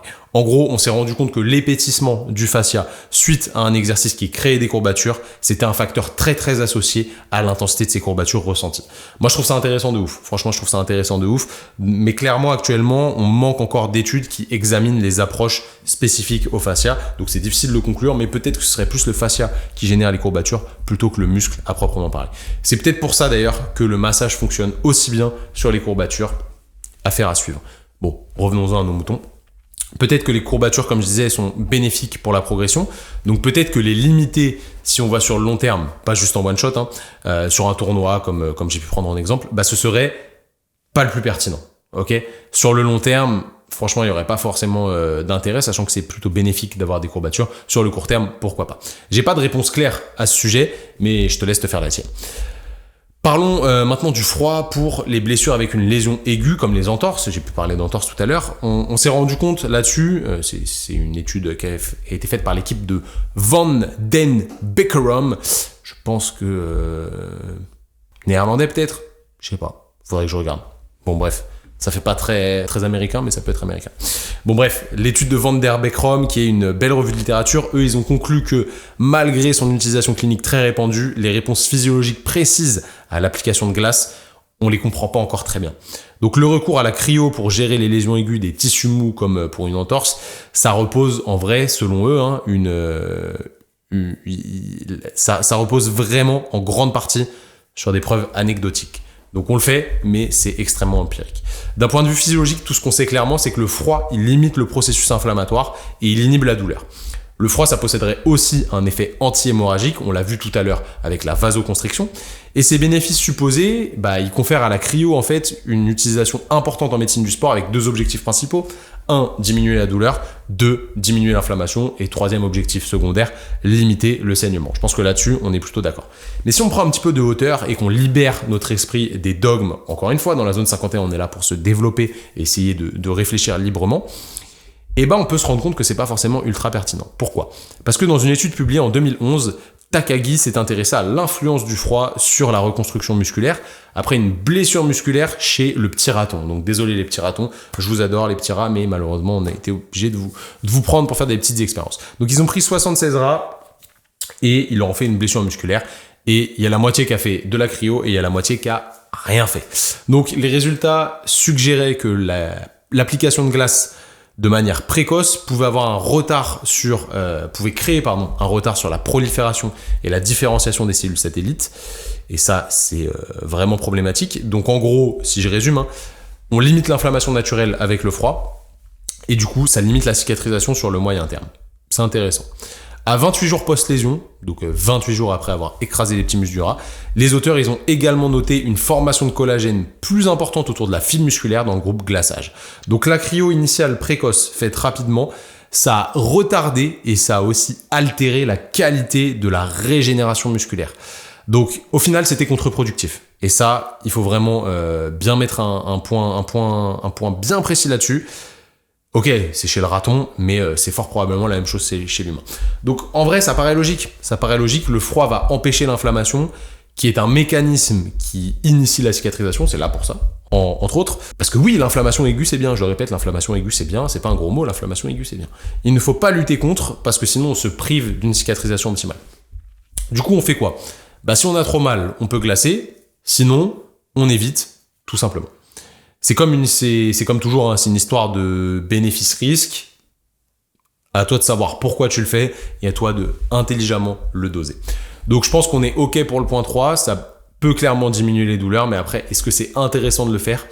Je suis pas forcément convaincu sur le long terme, vous avez bien capté. Point numéro 4, réveil et vitalité. Une douche froide peut stimuler le système nerveux sympathique, ce qui peut donner une sensation de réveil et d'énergie accrue. Je vous répète ce qu'on avait vu dans notre recherche archi pas scientifique tout à l'heure. Alors que nous dit la science à ce sujet? Déjà pour faire simple, on va essayer de fixer les bases.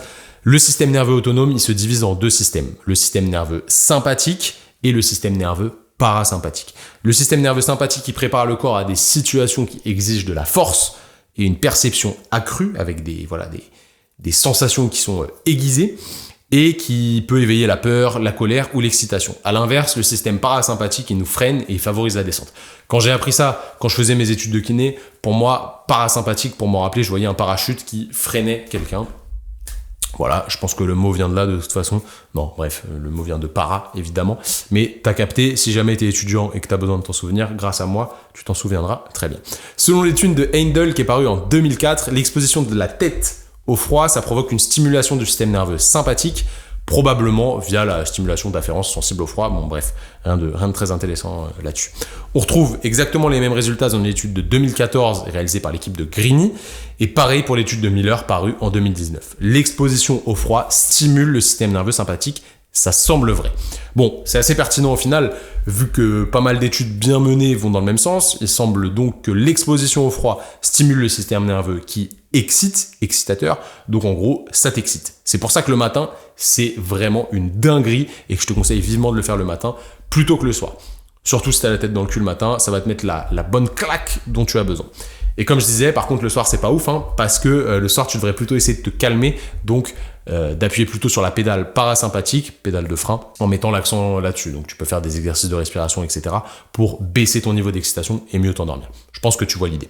Donc, point numéro 4, c'est torché, c'est ok. Effectivement, les douches froides, j'allais dire le douche froide, non, ça le fait pas. Les douches froides stimulent le système nerveux sympathique et donc le réveil, etc. T'as bien capté.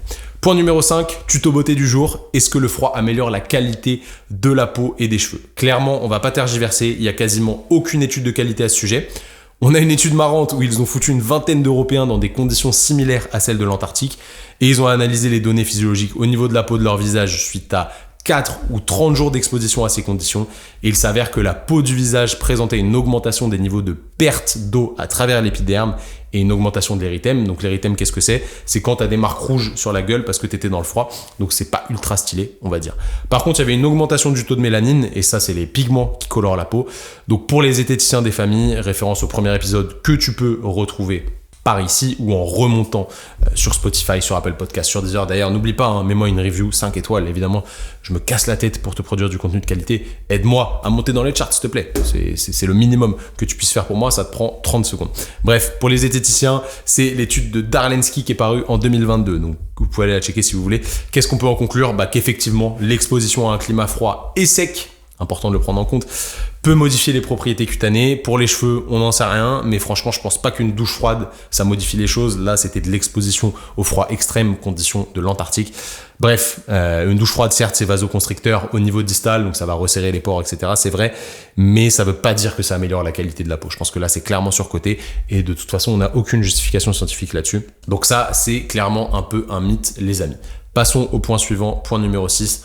Augmentation de la résilience au stress. L'exposition régulière au froid pourrait augmenter la tolérance du corps au stress. Bon, déjà, faut qu'on définisse ce que c'est le stress parce qu'on en parle souvent, mais qu'est-ce que c'est? Moi, je suis stressé, je bois un petit peu d'eau, excusez-moi. Hydratez-vous, les amis. Le stress, c'est une réponse naturelle du corps à des situations perçues comme menaçantes ou exigeantes. Ça provient d'une réaction de l'organisme face à des stimuli, qu'ils soient physiques, mentaux ou émotionnels, peu importe. Et ces stimuli, on les appelle stresseurs. Il y a 2 types principaux de stress. Le stress aigu, qui est une réaction immédiate à un événement ou à une menace, et le stress plutôt chronique, qui est un stress sur le long terme, qui peut être causé par des problèmes personnels qui persistent, des problèmes familiaux, une pathologie ou d'autres situations qui sont prolongées et qui posent problème sur le long terme. Ça peut avoir des effets néfastes sur la santé, vous vous en doutez bien, avec des troubles comme de l'anxiété, de la dépression, des problèmes cardiaques qui peuvent arriver, qui sont liés à ça parfois, attention, c'est pas que lié à ça évidemment. Bref, et d'autres maladies, je pense que vous avez capté. Maintenant, c'est quoi cette fameuse tolérance au stress? La tolérance au stress, elle fait référence à la capacité d'un individu à gérer, à résister ou à se rétablir rapidement des effets du stress. Une personne qui a une haute tolérance au stress, elle peut faire face à des situations stressantes sans ressentir les effets négatifs du stress, ou du moins les ressentir dans une mesure moindre, on va dire ça comme ça, comparativement à une personne qui a une faible tolérance au stress. Donc théoriquement, il y a plusieurs façons d'améliorer la tolérance au stress, notamment l'entraînement physique On sait aujourd'hui que l'activité physique régulière, ça augmente la tolérance à ce stress et du coup, c'est le traitement de choix d'ailleurs. Pour tous les gens qui sont hyper stressés, ouais, je suis super stressé, fais du sport, tu vois, ça va aller mieux, t'inquiète pas. Et ça peut aussi améliorer la réponse cardio. C'est même pas ça peut améliorer la réponse cardio. Le fait de s'entraîner physiquement, ça améliore toutes vos capacités cardiovasculaires et du coup, ça aide à libérer des endorphines parce que le travail cardiovasculaire optimise la libération d'endorphines qui sont des antalgiques naturels et qui permettent de lutter du coup contre le stress. Les techniques de relaxation, méditation, respiration profonde, etc., ça peut aussi aider. Et l'exposition contrôlée au froid pourrait aider. C'est là que les notions de douche froide elles vont rentrer en jeu, tu t'en doutes. L'exposition régulière à des stresseurs contrôlés comme l'eau froide, c'est quelque chose que tu contrôles, c'est pas quelque chose où t'as pas le choix. Sauf si encore une fois tu te douches tout le temps avec de l'eau chaude et que tu arrives dans un Airbnb et que la pompe à chaleur ne fonctionne pas, là, un petit peu dans la merde, et tu vas subir, tu contrôles pas le stress. Bref, la plupart du temps, normalement, tu contrôles un petit peu ce stress en général. C'est important de comprendre que tout le monde est différent et que ce qui peut être stressant pour quelqu'un peut ne pas être stressant pour une autre personne. Par exemple, moi, parler à la caméra, c'est archi pas stressant. J'ai tellement l'habitude que ça me gêne plus. Au début, il y a 5-6 ans, ça me gênait et les gens que j'aide, les kinés que j'aide à se lancer en ligne, etc., ils ont du mal au début à parler devant la caméra, ça les stresse. Donc, les stresseurs ne sont pas les mêmes pour tout le monde, c'est important de bien capter ça. Donc, chacun réagit de sa manière et a une capacité propre à gérer le stress. Maintenant, est-ce qu'il y a des études sérieuses sur le stress et l'exposition au froid? On a un seul papier intéressant à ce sujet, malheureusement, il n'y en a qu'un seul. C'est l'équipe de Heymont en 2021 qui a immergé des types dans de l'eau à 14 degrés pendant 10 minutes. Donc ça pique, je ne vais pas vous mentir, 14 degrés, 10 minutes, ça pique. Et ils ont regardé ce qui se passait physiologiquement. Et bien, sur une exposition comme ça, à court terme, donc exposition sur tout le corps, ils avaient la tête qui sortait de l'eau, il y a eu une réaction physiologique stressante qui s'est manifestée par une hyperventilation et une augmentation des frissons, donc tremblements musculaires, une augmentation de la production de chaleur interne et une augmentation de la fréquence cardiaque.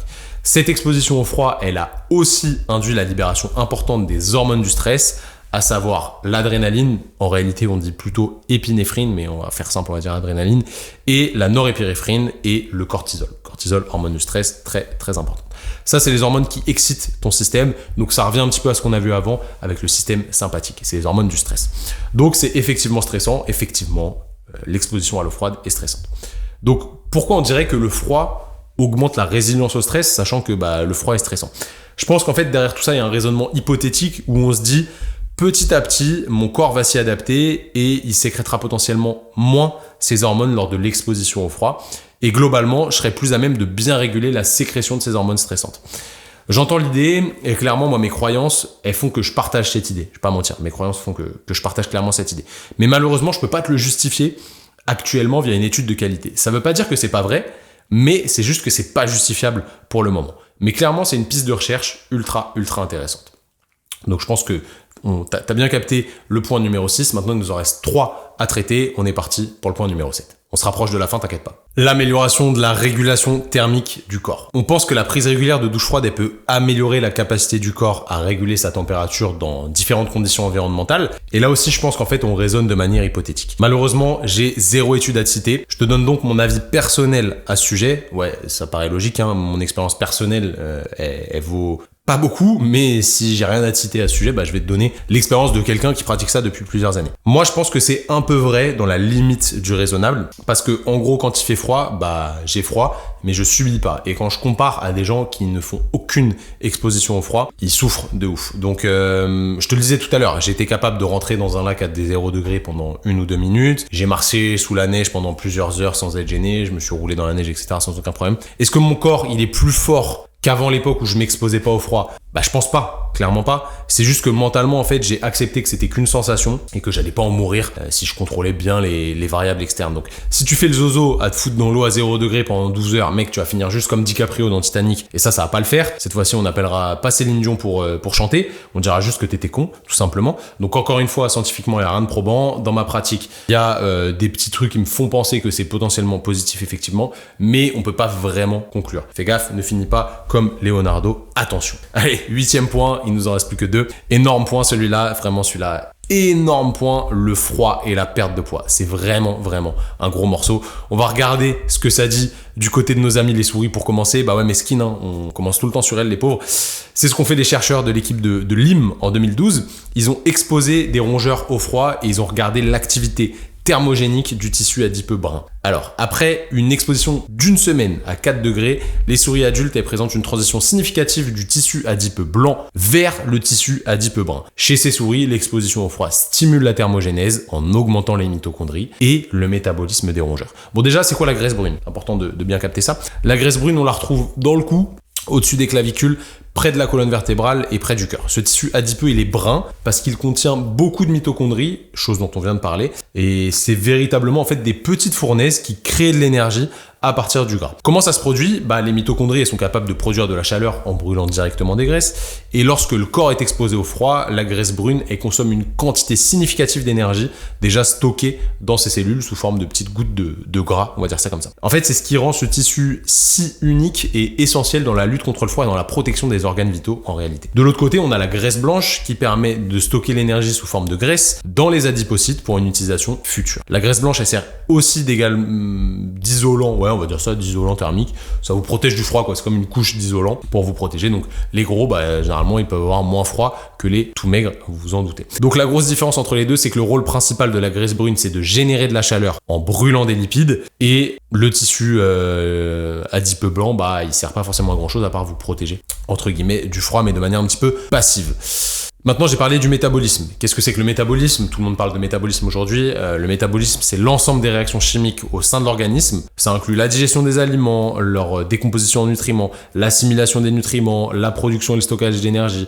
Bref, ça inclut en fait tout ce qui amène à dépenser de l'énergie de manière basale. Donc plus notre métabolisme est élevé, plus on dépense d'énergie et donc de calories. Je pense que tu vois assez facilement l'idée. Selon l'étude de Marlat en 2017, à ce jour, il existe peu d'essais cliniques sur les humains pour tester l'effet de l'exposition au froid sur la graisse brune. Les quelques études qu'on a, elles montrent que les adipocytes bruns, ils contribuent dans une petite mesure à ce métabolisme, ce qui est potentiellement légèrement ou légèrement peu, c'est positif mais c'est pas beaucoup susceptible d'entraîner une véritable perte de poids. Néanmoins, des améliorations du métabolisme du glucose ont été démontrées chez l'homme après exposition au froid. Donc il y a une autre étude qui est assez intéressante, c'est l'équipe de Singh en 2021. Eux ils se sont rendus compte que les personnes obèses, elles avaient très peu de graisse brune et énormément de graisse blanche, et évidemment elles mangent pas que des betteraves. L'importance du volume de graisse brune est en corrélation avec un indice de masse corporelle, donc l'IMC, plus élevé et plus faible, pardon. Plus vous avez de graisse brune, plus votre IMC tend à être faible, et des niveaux de glucose sanguin plus faibles. Donc ça, c'est assez intéressant. Ce qui conduit évidemment à une incidence plus faible de toutes les maladies cardio-métaboliques, tu connais. L'exposition au froid, vu qu'elle stimule légèrement la production et l'activité des graisses brunes, ce serait peut-être une stratégie pertinente pour optimiser la perte de poids et donc la bonne santé. Mais bon, c'est pas miraculeux non plus, ne rêvons pas, c'est pas en prenant un obèse et en le mettant dans le froid qu'il va directement maigrir. S'il continue à mal manger, ça va être compliqué. Donc c'est intéressant, mais à ne pas exagérer non plus. Maintenant, j'ai une vraie question à vous poser. Quelle est la température minimale pour activer ces graisses brunes? Est-ce que vous le savez? Moi, perso, je le savais pas, donc j'ai fait quelques recherches. Et malheureusement, le poids de l'étude que je vais te citer là, c'est trop léger d'un point de vue scientifique. L'étude n'est pas obèse, donc prends-le avec des pincettes. Certaines études, elles ont montré que l'activation de la graisse brune, elle peut se produire à des températures relativement modérées, autour de 18-19 degrés, sur de longues périodes, donc plusieurs heures d'exposition à 18 degrés. Et pour une activation plus intense, il faudrait descendre sous 14 degrés. C'est là où on observe une activation significative de la graisse brune. Bon. Pour la douche froide, il va donc falloir bien baisser la température et rester plusieurs minutes pour avoir des vrais effets, je pense. Donc à doser et à ne pas utiliser pour la perte de poids. C'est pas genre je prends une douche froide, je vais perdre du poids. Non, range-toi mon gars, on va pas se mentir, là il y a aucun intérêt.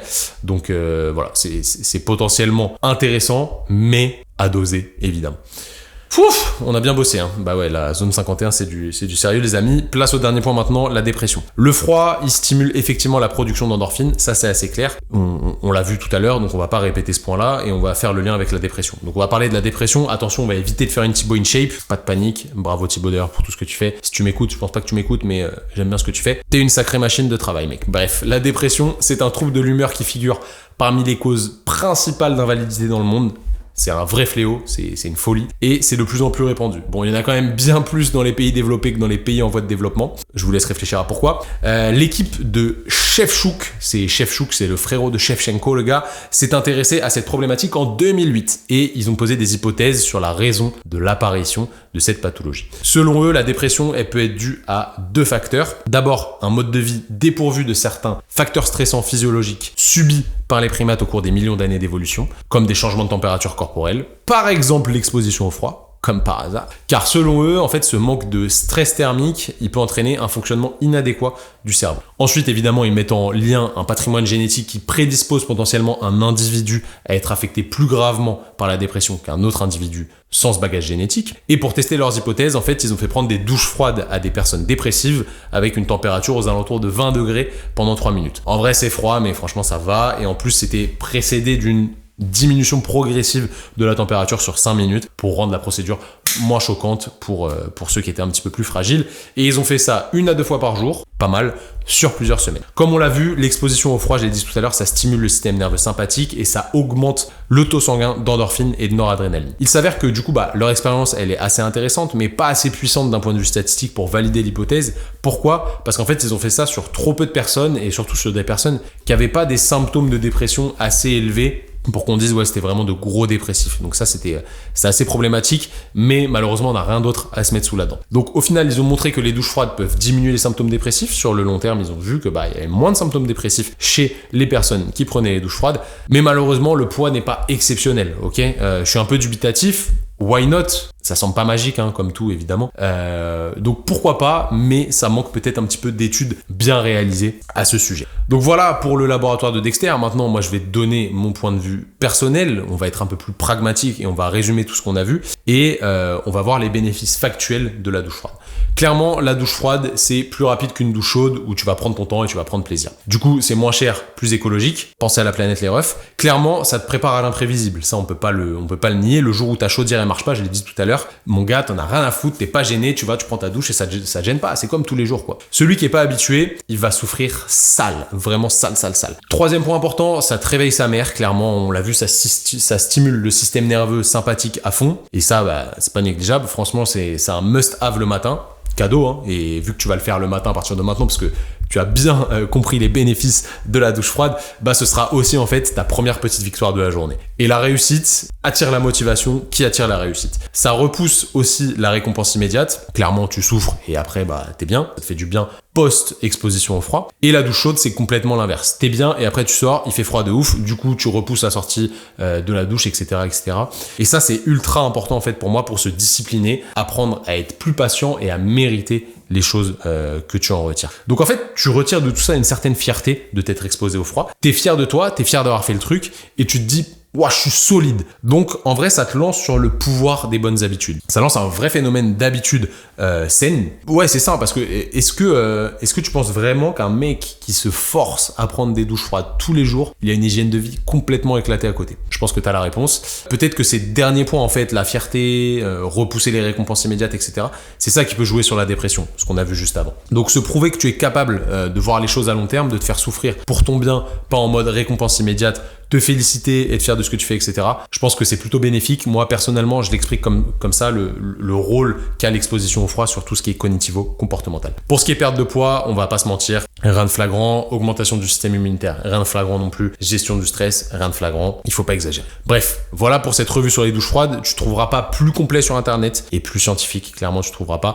Donc, fais tourner l'épisode à tes amis parce que ça va les rendre plus résilients à coup sûr s'ils ont les coronesses d'aller sous l'eau froide tous les matins. Maintenant que t'es arrivé à la fin de cet épisode, tu dois, comme je te l'ai dit juste avant, absolument le faire, vu tous les bienfaits que ça amène. Donc, je vais te demander de le faire et je vais aussi te demander de partager cet épisode à 2 de tes amis. Pourquoi 2 de tes amis? Parce que je veux pas que cet épisode, il arrive dans les mains et dans les oreilles de n'importe qui. Fais-toi confiance, partage cet épisode à tes amis et peut-être que tu les aideras à se mettre à l'eau froide et peut-être que ça amènera une cascade de choses hyper positives chez elles et c'est super, super intéressant. Maintenant, c'est l'heure du défi de la semaine. La semaine dernière, enfin il y a 2 semaines, je vous avais proposé de prendre des douches froides. Maintenant, ça doit être une habitude pour vous. On va passer au second défi. Cette semaine, je vais te demander de faire au moins 2 fois 20 minutes de cardio à basse intensité. Ouais, ça peut te paraître ridicule pour certains, mais pour d'autres, c'est déjà un truc qui les saoule, où ils voient pas de bénéfice direct. Donc, qu'est-ce que j'entends par cardio à basse intensité? Une activité où tu fais un effort, mais léger. Il faut que tu sois en capacité de parler. Alors, pas de parler en faisant un discours de ouf comme je suis en train de te le faire, parce que ça, c'est juste pas possible. Mais il faut que tu sois capable d'aligner 2-3 phrases à suivre sans être au bout de ta vie. Ça peut être n'importe quand, ça peut être n'importe quoi, ça peut être du vélo, de la course à pied à très très basse vitesse, genre 7 minutes au kilo. Va pas courir comme un ouf, on s'en fout, le but c'est pas de mettre de l'intensité, justement, c'est de faire de la basse intensité, c'est ça qui nous nous intéresse. Bref, mets ça en place, 20 minutes 2 fois par semaine, franchement, je te demande rien de ouf, ça fait qu'au final, d'ici 2 semaines, tu auras fait 1h20 de basse intensité, ce sera déjà très bien, et on parlera des bénéfices de cette basse intensité dans 2 semaines. Fais-le, tu verras que ce sera un game changer dans ta vie, tout autant que les douches froides, je te le garantis. En attendant, soyez forts, soyez dignes, élargissez votre zone de confort et ouvrez votre esprit. N'oubliez pas de vous abonner au compte Instagram en lien avec le podcast, @ThomasBNY. Évidemment au compte Training Therapy, c'est la base, Training Therapy, c'est vraiment, c'est le sang quoi, vous connaissez. Nous, on se dit à dans 2 semaines pour un nouvel épisode. Peace.